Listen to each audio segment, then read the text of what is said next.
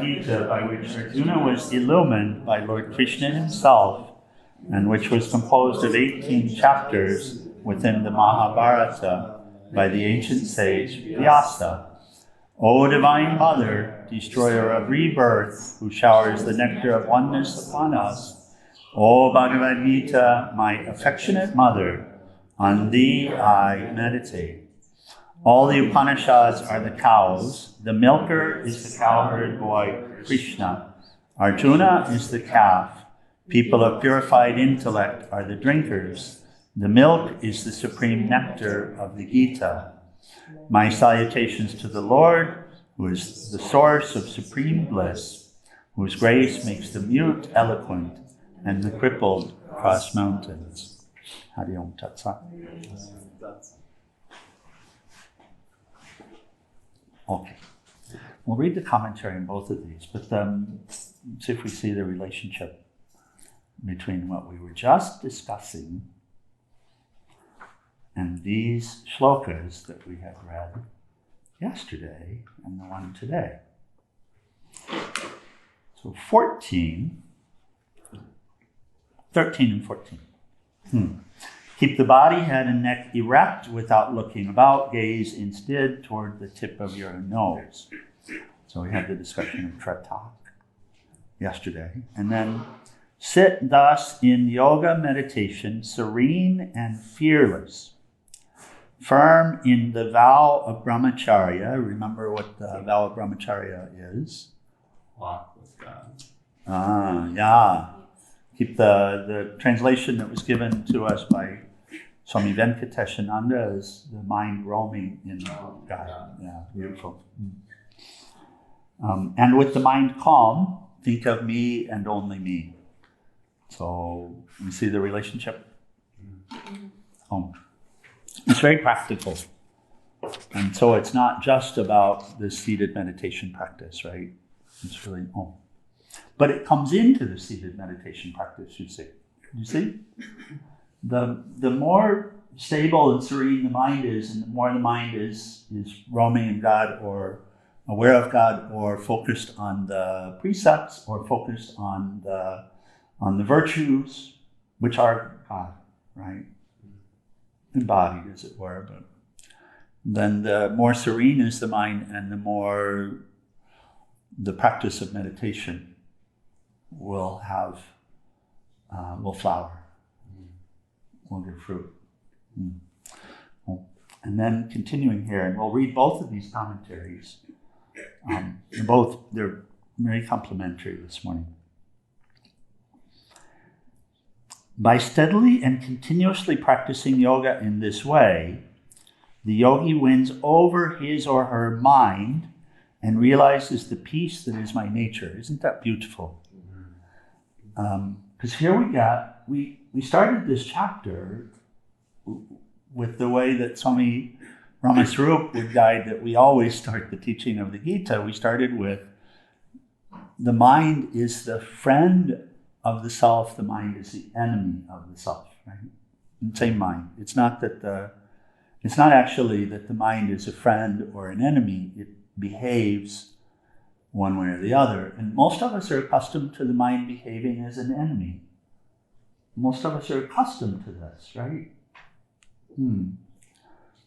It's not that it is an enemy, you see, but it's behaving as if, because it's acting out the habits that were rooted in ignorance when we didn't know what was good for us, when we didn't know what was beneficial, when we didn't know about the light, and when we didn't know about the laws of the universe, right? Yeah. And so we had a long time, countless births, where we were caught up in it, and so now we're learning something, and we're learning something meaningful about the meaning of life. What is the purpose of life? And when I think or say or do something, what is the fruit that comes from it? What is the nature of the fruit that comes from it, right? So it's exactly the opposite of what we might have thought at some time. We might have thought it doesn't make any difference. Nobody sees what I'm doing anyway. It doesn't make any difference. Or what I do doesn't make any difference. We might have had these kinds of thoughts, right? And so in that place, we would have created a lot of karma. Mental karma. I mean, it would be here right now in habits and habitual natures. And so we're accustomed to the mind. What? When that drink is there, but we know that we shouldn't, and it will push us or pull us so hard to have it anyway, right? When that person says something and we know in our heart that it comes from their suffering, and still there's an urge that comes within this mind to go into a terrible place that won't be of help to anyone. In our heart, we know this, but still it'll do it anyway, right? So it behaves as an enemy. It's not an enemy, because the same mind, when it's trained, and this is what we're doing, the same mind when it's trained, when we bring it into the light, when we help it to remember and to hold on to the light, right? And to hold on to love, and to hold on to forgiveness and compassion, and to hold on to this, then I will serve anyway, right? To hold on to this and to bring it into the mind, then the mind finally becomes a friend. Same mind. Same mind. There was nothing wrong with the mind. So here's the context. By steadily and continuously practicing yoga in this way, all of it, including the meditation practice, the yogi wins over his or her mind. So this is it. Wins it over, becomes a friend. Yeah? It becomes very friendly. With Haiyan, it wasn't easy for him to choose this life of service. It's joyful, by the way. It's joyful, but it doesn't happen by accident. It's something, he dealt with all the same stuff we deal with. He had the same illnesses that we have. He was around the same kind of people. My God, the people that he picks up and he takes out, what do you think their energy is like? What do you think the thoughts are? In the community, there were 6 murders last week.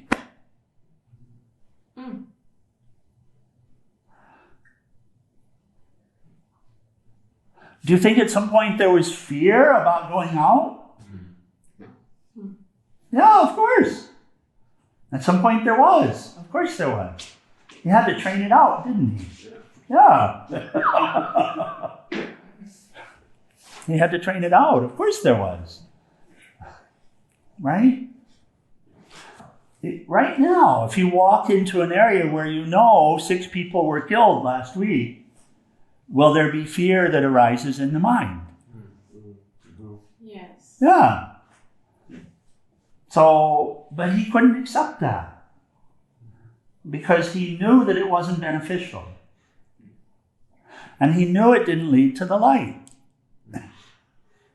Right?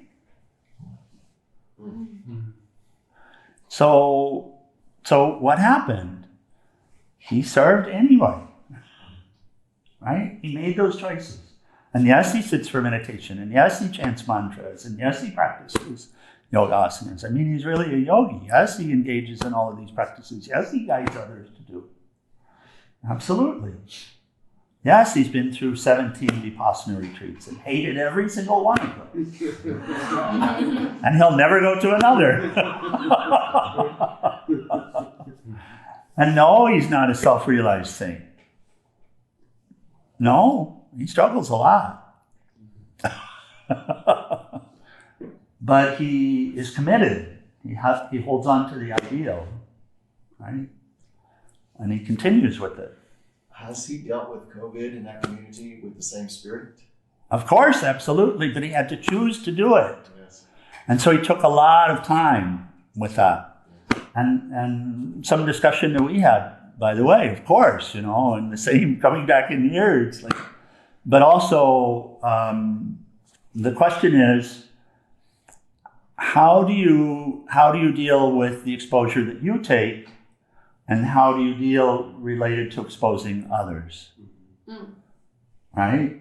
And so he doesn't treat those the same way. He's very cautious about not bringing to others personally. So he's taken every reasonable step in that way, but he's also fearless related to serving. So he said, Swami, everybody else stopped.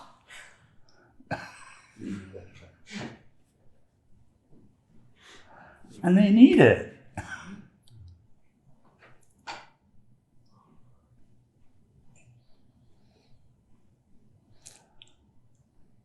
There's quite a serenity of mind that's come with him over the time that I've known him. And it's hard won. Right? And it wasn't from sitting on a cushion. Although that's part of it. Although that's part of it. No question, that's part of it. And it wasn't from the silent retreats, although that's part of it. Yeah. He sat through the silent retreats and he never experienced silence inside. These days he does experience much more silence inside. So it relates what we were talking yesterday about having clear goal. Yeah. The goal shining. Yeah, absolutely. And he talked about passion, and then it's very interesting because it's very much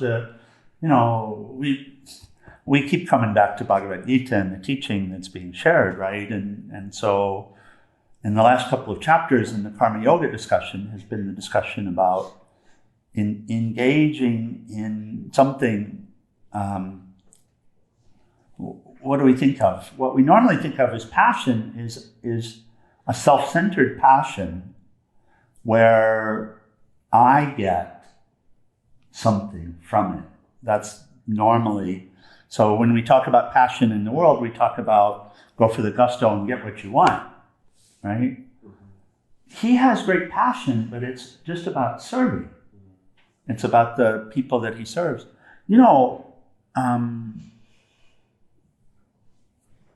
He heard about the 6 murders, and it didn't disturb him. He didn't have a single thought about stopping. Not one. And he also didn't lose himself in remorse and regret and all of this. It just helped for him to have even a stronger resolve. And he's passionate. I mean, you would think in talking with him that he wants something from it. But he accepts whatever comes. But still he's going to do what, and he'll really work to get other people involved in it as well, to support. And if they don't, he deals in the same world that we do, and people are kind of all over the map, and and so he says, well, it would be nice if we could all come together, but what to do?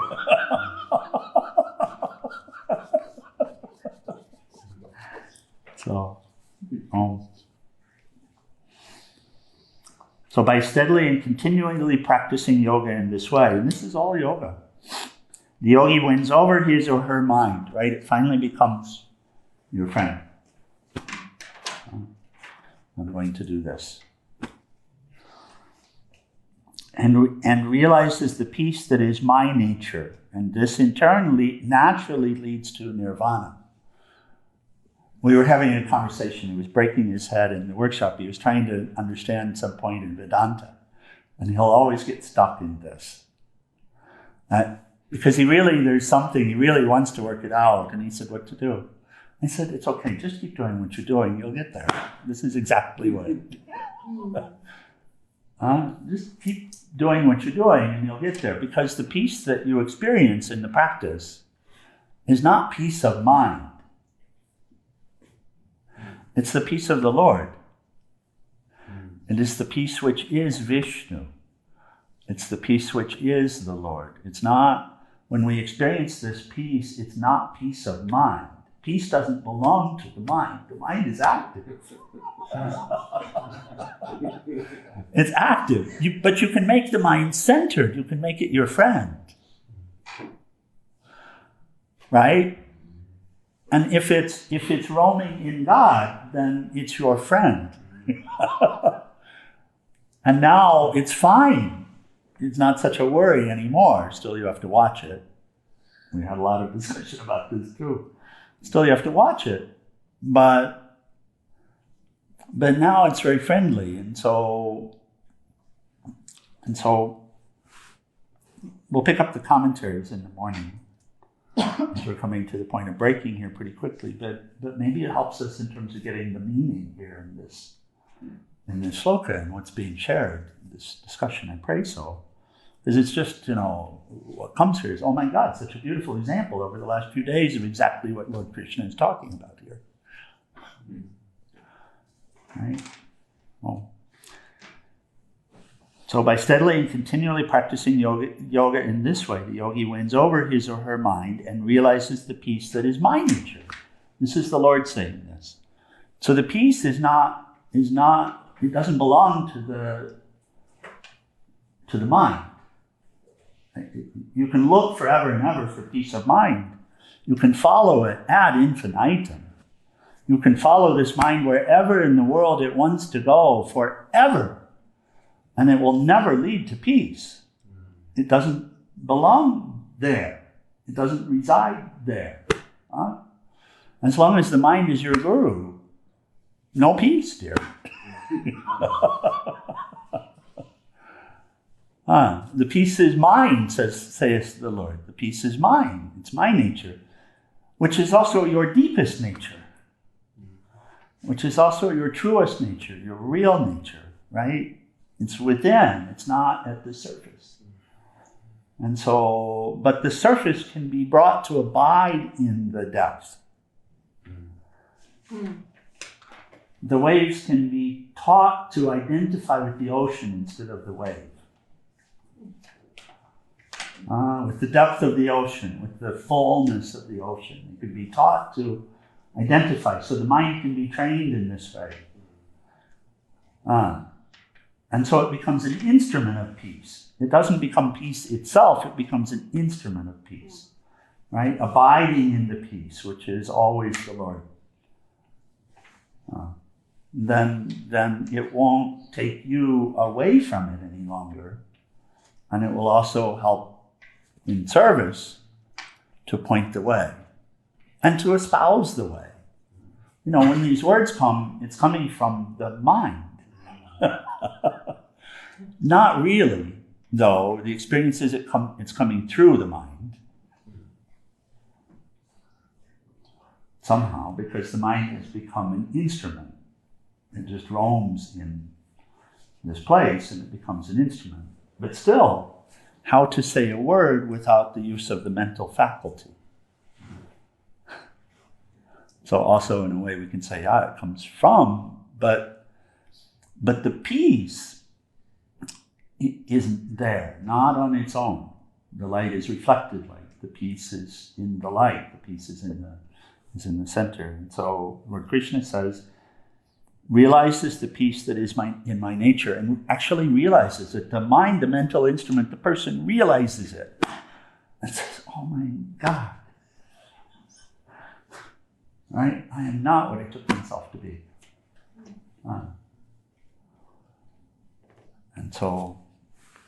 And it comes to abide in the peace. Abiding is also a good word, a helpful word in terms of relating to. So it's not where we thought it to be. But the mental faculty itself can come to know where it is and abide in it and stay in it, intentionally stay in it, not leave it. And it doesn't mean that it won't get active. When Ian was very passionate, he's very passionate. He's not angry, you see. I haven't seen him get angry. There's an excitedness that comes, and because he has a vision about what it'll look like when there's this community, this Santosha community, and this is what he works for. And day to day, he's just working for that vision that's in front of him, and he's sure it will happen. He doesn't know when, but he's sure it will happen. And he's not disappointed by the things that happen. So this is a mind that's centered in the peace of my nature, of the Lord's nature. And this in turn naturally leads to nirvana. So that, and nirvana is we'll discuss more in the morning, but tomorrow morning. But nirvana is that blissful place, transcendent place. Nirvana is the fullness that we seek. So, and it's a beautiful the way it's said, and he'll naturally come into it. Naturally come into it. Oh. Okay. Questions or comments this morning?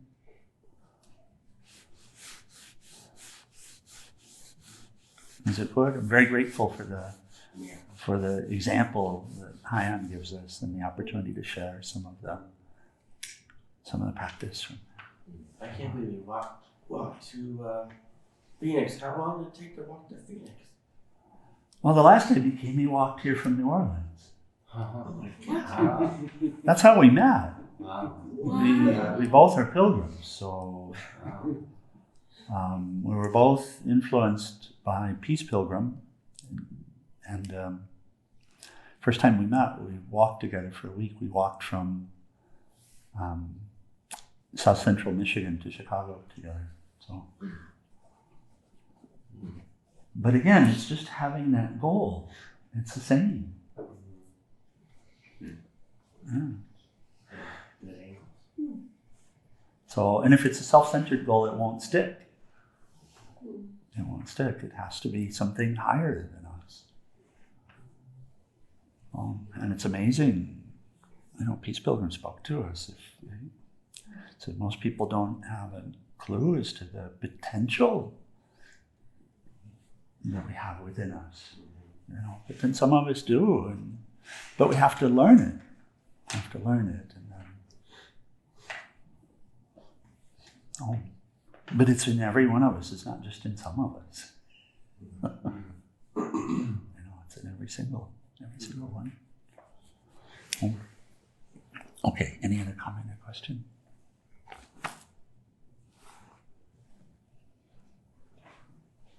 Okay. Let's close the final prayer and arati. We can have the full final prayer and arati this morning.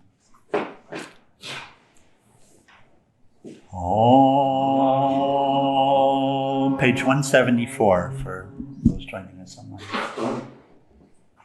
Om Trayambakam Yajamahe Sugandhim Pushtivardhanam Orvairukmeva Bandhanan Mritor Mukshiyamam Mritata Om Trayambakam Yajamahe Sugandhim Pushtivardhanam Orvairukmeva Bandhanan Mritor Mukshiyamam Mritata Om Trayambakam Yajamahe Sugandhim Pushtivardhanam Orvairukmeva Bandhanan Mritor Mukshiyamam Mritata Om Sarvesham Swastir Bhavatu Sarvesham Shantir Bhavatu Sarvesham Purnam Bhavatu Sarvesham Mangalam Bhavatu Sarve Bhavantu Sukhinaha Sarve Shantu Niramaya Sarve Bhadrani Pasyanto Makashi Dukhapat Bhave Asato Ma Satgamaya Tamaso Ma Jyotir Gamaya Mritor Ma'amritam Gamaya Om Purnamada Purnamidam Purnamudashate Purnasya Purnamadaya Purnameva Vasishate Om Shanti Shanti Shanti Universal prayer.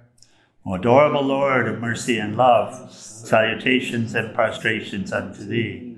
Thou art omnipresent, omnipotent, and omniscient. Thou art Satchidananda. Thou art existence, knowledge, and bliss absolute. Thou art the indweller of all beings. Grant us an understanding heart, equal vision, balanced mind, faith, devotion, and wisdom. Grant us inner spiritual strength to resist temptation and to control the mind. Free us from egoism, lust, anger, greed, hatred, and jealousy. Fill our hearts with divine virtues. Let us behold thee in all these names and forms. Let us serve thee in all these names and forms. Let us ever remember thee. Let us ever sing thy glories. Let thy name be ever on our lips. Let us abide in thee forever and ever. On below Satguru Shivananda Maharaj Ki Jai. And for all the saints and sages of all the traditions. Jai. Let's rise for our tea.